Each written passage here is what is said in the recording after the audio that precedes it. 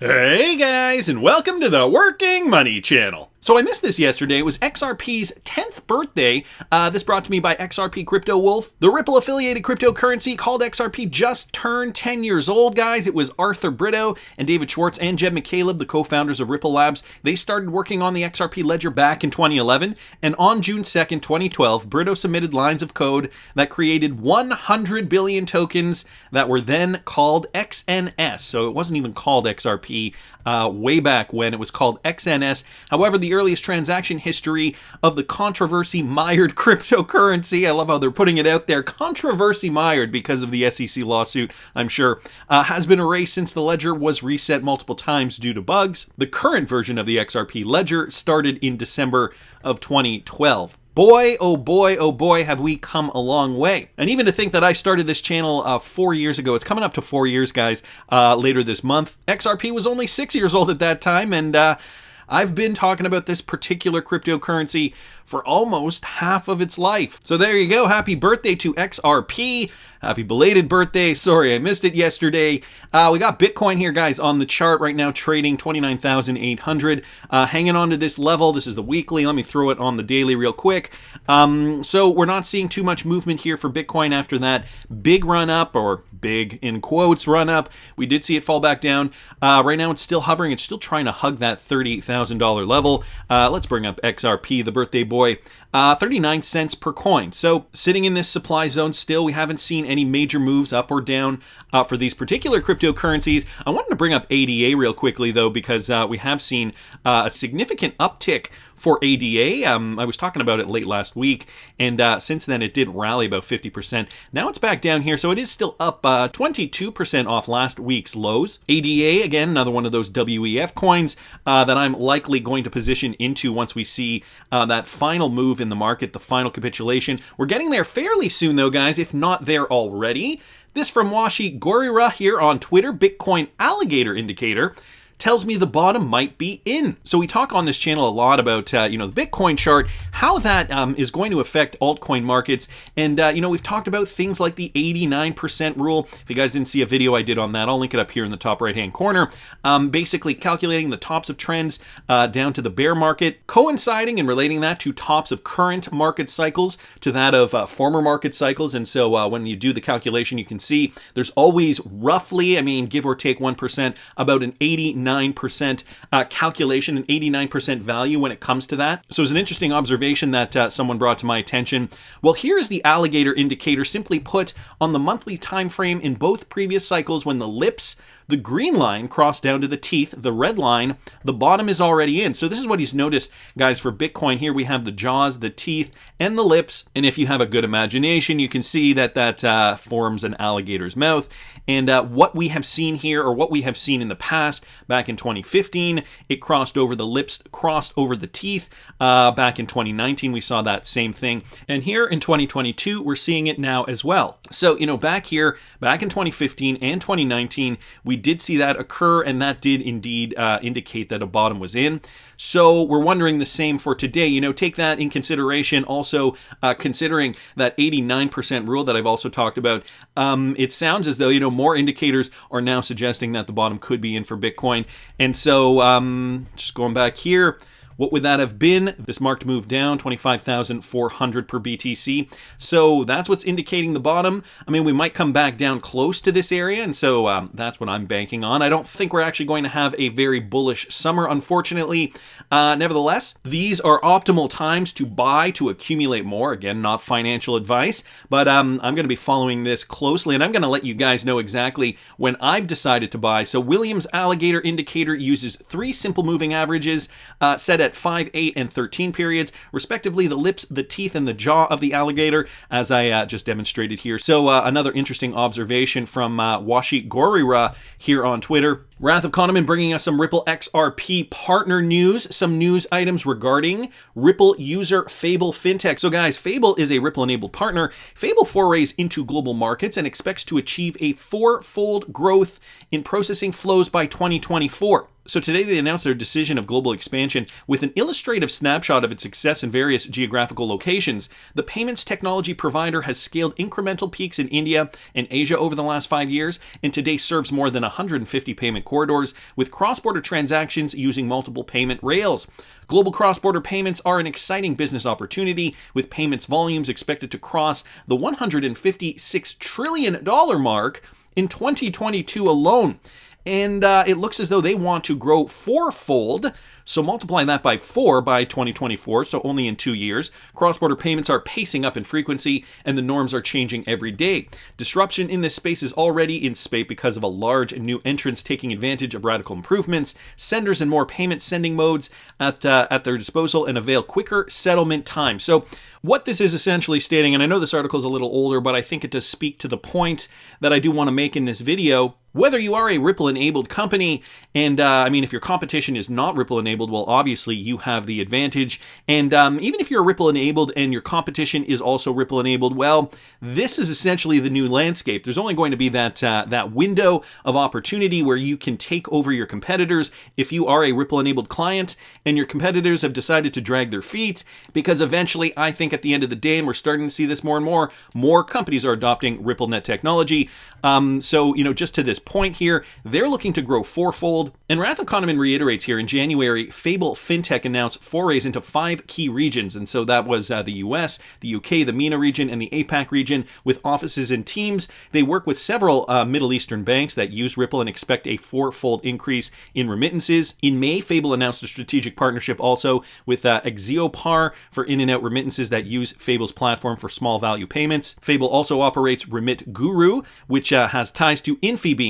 Paytm, who is a Ripple-enabled partner, and Infibeam are both early investors in Fable, and recently ICICI bought in as well. So just some supporting material here, giving you guys an idea of where these money movers are invested in. A lot of Ripple connections there, and obviously, as per this article, they are seeing the industry change, and they are adopting the new technology because they want to see their company grow, and they're expecting to grow fourfold in 2 years. So interesting news there. Wanted to thank Wrath of Kahneman for that. Another one, guys, here from T-Hole Benedict XRP. Ripple customer Bexis partners with Ripple customer Nubank. So this has also been a theme. Partners of Ripple realize, okay, we are like-minded CEOs here, and they want to partner with other Ripple-enabled companies. So Bexis is just another example of that. Bexis Pay, a pioneer in cross-border transactions, has just sealed yet another partnership to provide Brazilians with easier access to international products and services. Bexis Pay will, from now on, be responsible for transactions using NuPay, Nubank's online e-commerce payment solution. This means Bexis Pay will be intermediating payments for Nubank's 54 million customers.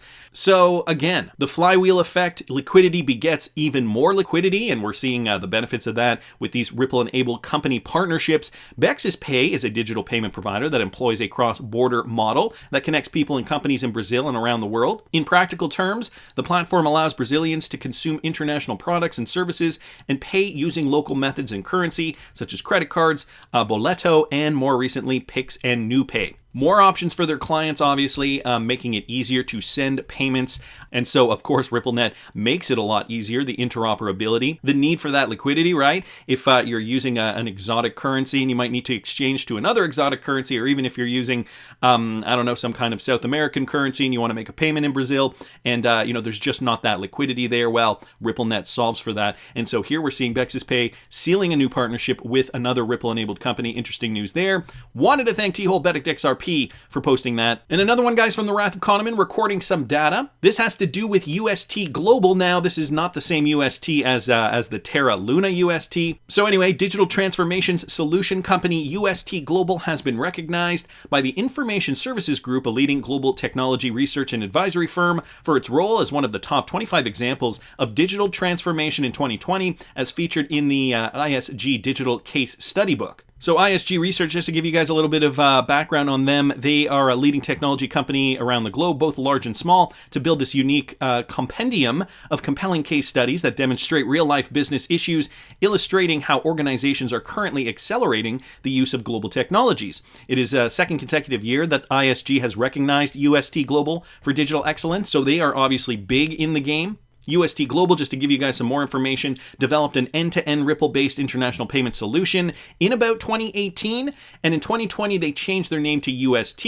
It seems their work with Ripple was for a Spanish bank. This is coming from Wrath of Kahneman, and we're kind of speculating a little bit here. We don't know if it is Santander or someone else, and only loosely related, he does state here, a UST founder, Sejan Pillay, he forms VC organizations like McLaren, Strategic Ventures, and Season 2 Ventures. He just exited UVIK, Indiasoft POS, when it was sold to Infobeam, who happened to have implemented Ripple in the past. As we mentioned, I believe it was here. No, it was not here. It was back here. Infobeam has that connection to Ripple as per the Fable fintech connection. So an interesting web, obviously. All these companies are in the Middle East. I believe this one, this one's in India specifically, and we were also talking about Fable fintech. They were in India as well. So we're seeing these collaborations, guys. We're seeing this synergy because these companies know they cannot sit on their laurels and they have to remain competitive. So let me talk a little bit about one of the competitors, okay? Moneygram. Now, Moneygram, we know a few years ago, they partnered up with Ripple, wanted to implement XRP for cross-border liquidity, and they were I felt like they were really starting to get off and really beginning to do something very, very special. But then the Ripple XRP lawsuit was announced in late 2020, and shortly thereafter, Moneygram said, no, we're not working with Ripple anymore. Unfortunately, it was a good opportunity for us, and it was very amenable. I don't think that the breakup was, there was any bad blood there, but I do think it was because of the SEC lawsuit. Well, fast forward, and now they're partnered with Stellar. So with regards to the competition, and these guys really kind of all now jockeying for number one position in the money remittance business, this is what MoneyGram is doing. So they're announcing a new partnership with MobilePay to reach millions of new mobile wallet users in Saudi Arabia. And we know Saudi Arabia is already very Ripple enabled. So MoneyGram here looks like they want a slice of that pie. They're a global leading payment provider, obviously. And MobilePay, a pioneering mobile wallet app powered by leading Saudi-based telecommunications and digital service provider Mobili. Today they announced a partnership to launch MoneyGram's leading international money transfer capabilities, utilizing the MobilePay app. So this launch marks the latest successful integration of MoneyGram's growing white label offering that enables financial technology companies to access its leading global market transfer network. Through the partnership, MobilePay will boost its existing digital offerings by adding new services and scale, while MoneyGram will efficiently expand the number of payments it processes through its powerful API-driven infrastructure and best-in-class technology. So we're seeing MoneyGram, a huge player in the space, not sitting on their laurels, obviously partnering up with Stellar to continue to improve their business prospects. This partnership has likely led them to connect with Mobili in that particular example. And just going back to this article here, these guys are realizing that payment volumes are expected to just go up in the coming years. And so, where Fable Fintech, they're projecting a 4x growth in the next 2 years. I'm sure, companies like MoneyGram are expecting the same, if not 4x. Who knows what their projections are, but, all these companies are really looking to grow. But the one thing is, not one of these companies has a monopoly. So they have to keep on their toes. They have to keep at the edge, the cutting edge of technology, which is good for us guys, the XRP, perhaps XLM holders, because the more utility we see running through, whether it's the Stellar blockchain or the XRP ledger, the more value those particular tokens will ultimately have. And even just the sheer competition, right? That is also going to drive these companies to do better, drive them to compete at a level where they need to accumulate as much business as possible, which inevitably, of course, also drives value to their particular blockchain. So it's a win-win for us, really. And just another one here, guys, from the Wrath of Kahneman, the controlling partner of Itaú Unibanco is a Ripple partner, and they've invested in a new crypto exchange. So this has to do with Profitus, a fund owned by Ricardo Villamarino. The controlling partner of Itaú Unibanco has invested $5 million in Digitra.com, a new crypto exchange created by Rodrigo Batista, the former CEO of the Mercado Bitcoin exchange, and that is going to be ready to launch in July. So driving value, another exchange, and likely, hopefully going to drive more liquidity for XRP. Although up here, Wrath of Kahneman notices that these guys are a Ripple partner, but additional funds go to N tokens, and he puts in brackets here Stellar, Atris, creating exchanges for new assets like Carbon and the Brazilian Real. Also just down here, he says, I'm basing the N token Stellar claim on the code from their site. So he's looked at their website and notices that it is Stellar focused. So these guys getting a little feisty. The claws are coming out. The battle for supremacy has begun. I think, Ripple had a good head start out of the gate. you know, a well-funded company, and they really started accumulating these partnerships years ago. It seems like way before a lot of these other cryptocurrency companies were able to get a head start on that. And whatever that reason is, lack of funding or lack of credibility or what have you. So Ripple has the upper hand, and this is why I'm really excited about XRP and the XRPL. They're really trying to change payments. They're really trying to drive liquidity to the XRPL because that's the second piece to the puzzle. As per Brooks Entwistle here, courtesy of Crypto Eddie on Twitter, our biggest focus is ODL volume. Here's an interview with Brooks Entwistle from Ripple. Listen to what he has to say. I'm glad. This is a competitive game, and we're clearly not the only people thinking about how you move money across borders faster, more efficiently. One thing we're very focused on is that it has taken a long time and a lot of work to put together the network that we have. And because we've done it the right way.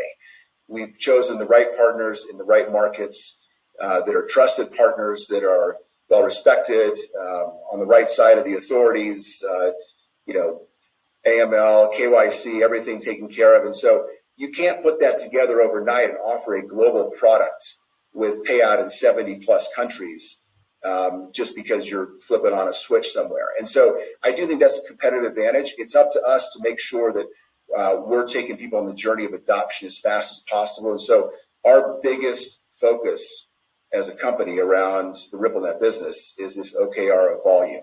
And we need to be driving volume of ODL through the system and opening new corridors, new countries. And one of the ways you do that, by the way, Zach, which we've not talked a lot about, is just the regulatory push around. We talked about Singapore as a good example of a place that's doing it right. But we also need to be everywhere in the world in the dialogue with regulators, educating, leaning forward, making sure they understand why this should be beneficial to them and their economies and ultimately their people.